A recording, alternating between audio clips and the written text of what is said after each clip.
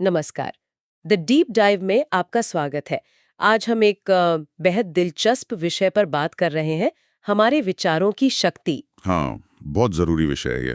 हमारे पास सकारात्मक सोच की शक्ति किताब के कुछ अंश हैं और हमारा मकसद है इन पन्नों में छिपे उन खास तरीकों और विचारों को निकालना, मतलब जिनसे रोजमर्रा की जिंदगी को बेहतर बनाया जा सके। बिल्कुल। तो आज की हमारी खोजबीन का मिशन है ये समझना कि कैसे अपना नजरिया बदलकर हम ज्यादा आत्मविश्वासी बन सकते हैं, मुश्किलों का हल निकाल सकते हैं और ज्यादा शांति, ऊर्जा और खुशी पा सकते हैं। हाँ, क्योंकि किताब में आत्मविश्वास की कमी से लेकर चिंता, थकान, नाखुशी, मतलब कई आम समस्याओं पर बात की गई है। सही कहा। शुरुआत एक सीधी सी बात से करते हैं, जो किताब कहती है हमें जिंदगी की आम परेशानियों से हार मानने की जरूरत नहीं है। सुनने में तो बहुत अच्छा लगता है ये। है ना?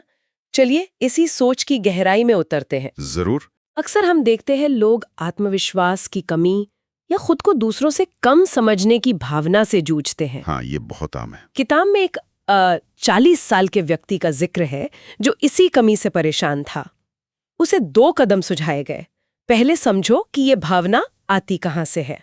विश्लेषण। हाँ, और फिर एक खास तरीके से उसे बदलो। हाँ, और किताब का मानना है कि ये कमी अक्सर बचपन के अनुभवों या दूसरों से तुलना करने से पैदा होती है। अच्छा? जैसे वो उदाहरण दिया है, स्कूल में किसी भाई को हमेशा ए मिलता हो और आपको सी, तो ये बात मन में बैठ सकती है। दिलचस्प बात यह है कि किताब के मुताबिक इसका सबसे बड़ा राज है अपने मन को ईश्वर पर और खुद पर यकीन से भरना। ये एक तरह से अपनी सोच की जड़ बदलने जैसा है। अपनी सोच की जड़ बदलना, और इसे करने का एक तरीका है पुष्टि या एफर्मेशंस का इस्तेमाल। बिल्कुल। किताब फिलिपियों 4.13 का उदाहरण देती है, जिसका सार है मैं सब कुछ कर सकती हूँ क्योंकि मुझे शक्ति मिलती है। हाँ, ये बहुत शक्तिशाली वाक्य है। और कहानी उस आदमी की है जिसने इसे दोहराया और फर्क महसूस किया। एक और मजेदार उदाहरण है वो सेल्समैन का। हाँ, वो गाड़ी वाला। हाँ, जो गाड़ी चलाते वक्त खास वाक्यों वाले कार्ड्स देखता था, जैसे मत्ती 17:20 या रोमियो 8:31 से लिए गए वाक्य, जो उसे मुश्किलों पर जीत पाने की याद दिलाते थे। एक तरह से चलते फिरते खुद को प्रेरित करना। बिल्कुल। हाँ, बिल्कुल। ये वही विचार है कि बार बार सकारात्मक बातें मन में दोहराने से हम अपने सोचने के तरीके को बदल सकते हैं, जैसे मन को दोबारा पढ़ा रहे हो। री एजुकेट करना। हाँ। किताब डॉक्टर कार्ल मेनिंजर की एक बहुत पति की बात कहती है, तथ्यों से ज्यादा महत्वपूर्ण दृष्टिकोण है। ये बहुत गहरी बात है। मतलब हालात कैसे हैं, इससे ज्यादा जरूरी है कि हम उन्हें देखते कैसे हैं। सही बात है, नजरिया। हाँ, नजरिया। इसीलिए किताब सलाह देती है कि अपनी कमियों पर ध्यान देने के बजाय अपनी संपत्ति यानी अपनी अच्छी बातों और ताकतों की लिस्ट बनाइए। दोस्त, ईमानदारी, अच्छी सेहत, विश्वास, कितनी चीजें हैं असल में। तो वो जो 10 नियम दिए हैं आत्मविश्वास बढ़ाने के लिए, हाँ, उनका सार देखें तो मतलब कुछ खास बातें निकलती हैं। मन में कामयाबी की एक साफ तस्वीर बनाएं। विजुअलाइजेशन। हाँ, और उसे पकड़ कर रखें। जब भी कोई बुरा ख्याल आए, फौरन उसे एक अच्छे ख्याल से काट दें। कैंसिल करें हाँ, उसे। मुश्किलों को ज्यादा बड़ा ना समझें और दूसरों की नकल करने के बजाय अपनी असलियत बनाए रखें। ये अपनी अंदरूनी ताकत जगाने जैसा है। बिल्कुल। आत्मविश्वास तो ठीक है, पर अगर मन शांत ना हो तो मतलब क्या फायदा। किताब में सुबह के नाश्ते की मेज का एक बड़ा अच्छा उदाहरण है। हाँ, वो वाला। एक आदमी रात को बुरी खबरें सुनकर सोया तो रात भर बेचैन रहा। दूसरा आदमी जिसने प्रार्थना और कुछ शांत पढ़ने के बाद सोने गया, उसे अच्छी नींद आई। साफ है कि मन की शांति इस बात पर निर्भर करती है कि हम अपने दिमाग में क्या डाल रहे हैं। बिल्कुल। इसके लिए किताब एक बहुत काम की तकनीक बताती है, मन खाली करना। मन खाली करना कैसे? इसका मतलब है दिन में 2 बार जानबूझकर अपने मन से डर, नफरत, असुरक्षा, पछतावा जैसी नकारात्मक भावनाओं को बाहर निकालना। अच्छा, जैसे घर की सफाई करते हैं वैसी मन की सफाई। हाँ, बिल्कुल वही। इसे रोमियो 12:2 से भी जोड़ा गया है, जिसका मतलब है मन के नए हो जाने से खुद को बदलो। ये दिखाता है कि पुराने समय से ही मन को बदलने पर जोर दिया गया है। कुछ लोग तो किताब बताती है चिंता भगाने के लिए प्रेरणादायक वाक्यों वाले कार्ड जेब में रखते थे। सच में? चलते फिरते रिमाइंडर की तरह। हाँ, पर ये मन खाली करना सुनने में जितना आसान लगता है, क्या वाकई उतना आसान है? खासकर जब दिमाग में बहुत कुछ चल रहा हो। मुश्किल तो है, अभ्यास चाहिए। किताब गुस्से और चिड़चिड़ाहट को भी ऊर्जा खत्म करने वाला बताती है। हाँ, ये तो महसूस होता है। सलाह है कि अपनी रफ्तार धीमी करें। जैसे वो कहानी है एक आदमी की जिसने खिड़की से चिड़िया को अंगड़ाई लेते देखा अच्छा, उससे क्या सीखा? और सीखा कि जीवन में थोड़ी शांति, थोड़ा ठहराव जरूरी है। एक और सुझाव है कि कभी-कभी क्या कहते हैं, कब्रिस्तान जाके सोचें। कब्रिस्तान? वो क्यों? हाँ, ये सोचें कि जीवन कितना छोटा है ताकि अपनी परेशानियां छोटी लगने लगें। थोड़ा अजीब लग सकता है, पर शायद कारगर हो। पर्सपेक्टिव देता है शायद। हाँ, ये तरीके हमें अपनी परेशानियों को सही नजरिए से देखने में मदद करते हैं। चिंता को तोड़ने के लिए किताब एक 10 सूत्री फॉर्मूला भी देती है। 10 सूत्र? क्या है वो, मोटे तौर पे? मूल सिद्धांत हैं, समझें कि चिंता एक आदत है जिसे बदला जा सकता है। विश्वास का अभ्यास करें, सुबह सकारात्मक सोच से शुरुआत करें, जैसे मेरा विश्वास है कहना। अच्छा। प्रार्थना करें, मन को नियमित रूप से साफ करें, प्रेरणादायक चीजें पढ़ें, सकारात्मक कल्पना करें, समस्याओं पर एक्शन लें, सिर्फ सोचें नहीं। एक्शन लेना जरूरी है। हाँ, भरोसा रखें और जरूरत पड़े तो मदद मांगे। ये एक तरह से चिंता से लड़ने का पूरा एक्शन प्लान है। ये तो काफी प्रैक्टिकल लग रहा है। बिल्कुल। मन शांत हो गया, चिंता कम हुई, अब बात आती है ऊर्जा की, एनर्जी की। हाँ, जिसके बिना कुछ नहीं होता। इसके बिना तो कुछ भी करना मुश्किल है। किताब में बेसबॉल खिलाड़ी फ्रैंक हिलर की कहानी है। हाँ, फ्रैंक हिलर, जिसने बहुत गर्मी में खेलते हुए यशाया 40:31 के शब्दों से ताकत पाई। वो शब्द थे, परंतु जो यहोवा की बाट जोते हैं वे नया बल प्राप्त करते जाएंगे। कमाल है। ये दिखाता है कि हमारे विचार हमारी शारीरिक ऊर्जा पर सीधा असर डाल सकते हैं। बिल्कुल। किताब का तर्क ये है कि सारी ऊर्जा का स्रोत तो ईश्वर ही है। हाँ, और जब हम उस अनंत के साथ तालमेल में होते हैं ना, जीवन की लय, प्रकृति की लय। हाँ, बिल्कुल, उसके साथ चलते हैं तो हमारी ऊर्जा बचती है। जैसे अगर कोई मजदूर मशीन की लय के साथ काम करे तो वो कम थकता है। अच्छा, ये काम और जीवन के प्रति हमारे रवैये की बात है। हाँ, किताब धर्म, सेहत और हमारी भावनात्मक स्थिति के बीच गहरे संबंध पर भी जोर देती है। और एक और दिलचस्प बात यह है कि रुचि की कमी भी थकान पैदा करती है। हाँ, बिल्कुल, बोरियत थका देती है। जब हम किसी काम में पूरी तरह डूब जाते हैं, किसी बड़े मकसद से जुड़ जाते हैं, तो ऊर्जा अपनी आप आती है। जैसे वो नेता वाला उदाहरण। हाँ, जो दिन भर भाषण देकर भी नहीं थकता था, क्योंकि उससे अपने काम से प्यार था। सही।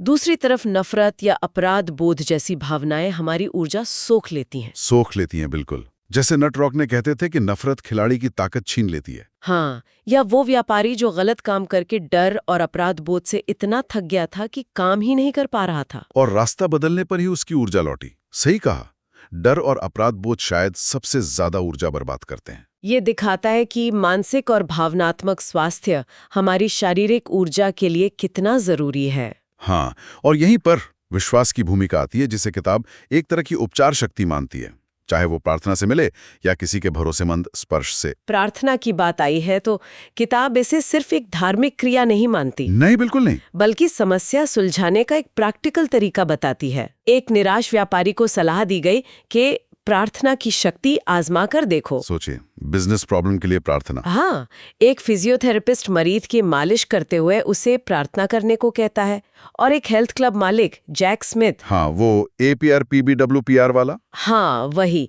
उसने तो एक पूरा सिद्धांत बना लिया था जिसका सार था सकारात्मक प्रार्थनाएं सकारात्मक नतीजे लाती हैं। APR PBWPR, Absolute Positive Right Prayer brings wonderful positive results right away। याद रखना थोड़ा मुश्किल है पर मतलब दमदार है। हाँ, वो एक्रोनिम थोड़ा अटपटा है, पर उसका भाव यही है कि भाई प्रार्थना काम करती है। किताब प्रार्थना को एक वैज्ञानिक प्रक्रिया की तरह देखती है जिससे ऊर्जा निकलती है। वैज्ञानिक प्रक्रिया कैसे? इसके लिए एक फॉर्मूला भी है। प्रार्थना करें, प्रेयराइज, यानी अपनी इच्छा को प्रार्थना में बदलें। कल्पना करें, पिक्चराइज, यानी मन में देखें कि वो पूरी हो गई है। और फिर साकार करें, एक्चुअलाइज, यानी उसे हकीकत बनता देखें।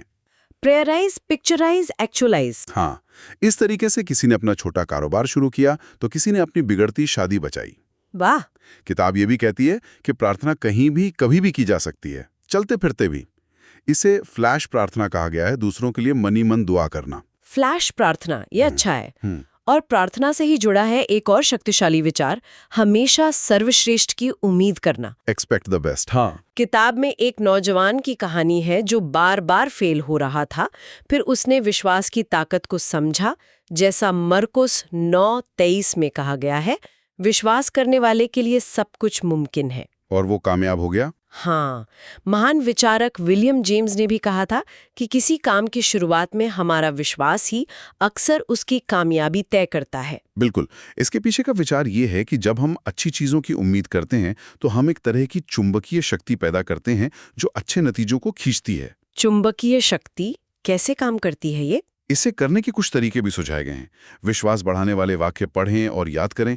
अपना लक्ष्य बिल्कुल साफ रखें, जैसे उस नौजवान ने किया जिसने तय किया कि उसे क्या बनना है। हाँ, कामयाबी की मानसिक तस्वीर को मजबूती से पकड़ें, जैसे वो संपादक जिसने मन में अपनी पत्रिका की सफलता देखी और अपना नजरिया बदलें। वो वैक्यूम क्लीनर बेचने वाले की तरह। हाँ, जिसने नहीं बिकेगा सोचने के बजाय बिकेगा सोचना शुरू किया और नतीजे बदल गए। पर क्या हो जब चीजें मुश्किल लगें, जब हार सामने खड़ी दिखे? हाँ, ये भी होता है। किताब का एक अध्याय कहता है, मैं हार में विश्वास नहीं करती। इसमें बाधा पुरुष का जिक्र है जो हर बात में अड़चन ढूंढता था। Obstacle man. हाँ, और दूसरी तरफ वो व्यक्ति जो फिलिपियों 4:13 मैं सब कुछ कर सकता हूँ की भावना से चुनौतियों का सामना करता था। जनरल ट्यूडर का तरीका था, बाधा से डरो मत, उस पर हमला करो, वो टूट जाएगी। ये हिम्मत की बात है। किताब का मुख्य तर्क यही है कि ज्यादातर बाधाएं हमारे दिमाग में होती हैं। हमारा नजरिया ही तय करता है कि हम जीतेंगे या हारेंगे। तो मुश्किलों से भागना नहीं, सामना करना है। हाँ, विश्वास हमें टिके रहने की ताकत देता है। अमोस पैरिश जैसे लोगों ने अपनी रुकावटों को ही अपनी ताकत बना लिया। अच्छा, कैसे? उन्होंने अपनी कमियों को ही अपनी खासियत बना लिया। किताब कहती है कि अगर, काश, मुश्किल है, नामुमकिन है जैसे शब्दों को अपनी डिक्शनरी से निकाल दें, नेगेटिव भाषा हटा दें। बिल्कुल।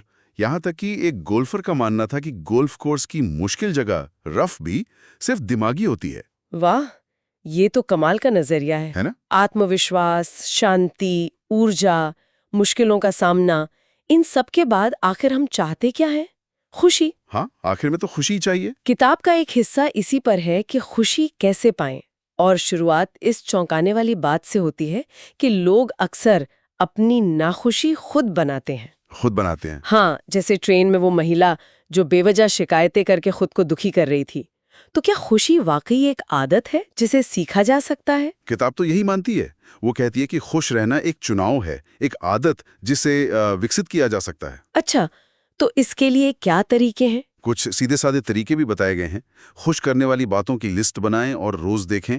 एक बच्चे के खुशी के फॉर्मूले को अपनाएं। बच्चे का फॉर्मूला, वो क्या था? जिसमें दोस्त, काम, पूजा और घर शामिल थे। सिंपल लेकिन गहरा। दूसरों के लिए कुछ अच्छा करें, जैसे वो रेड कैप नंबर 42। हाँ, जिसने व्हीलचेयर वाली महिला की तारीफ की थी। हाँ, एच.सी. मैटन के खुशी कार्ड के सिद्धांत अपनाएं, जैसे दिल को नफरत से खाली रखना, कम उम्मीदें रखना, ज्यादा देना। ये बहुत अच्छी बातें हैं। और हॉवर्ड क्रिस्टी की तरह अपना मन को अच्छे, सकारात्मक, ईश्वर के विचारों से भरें।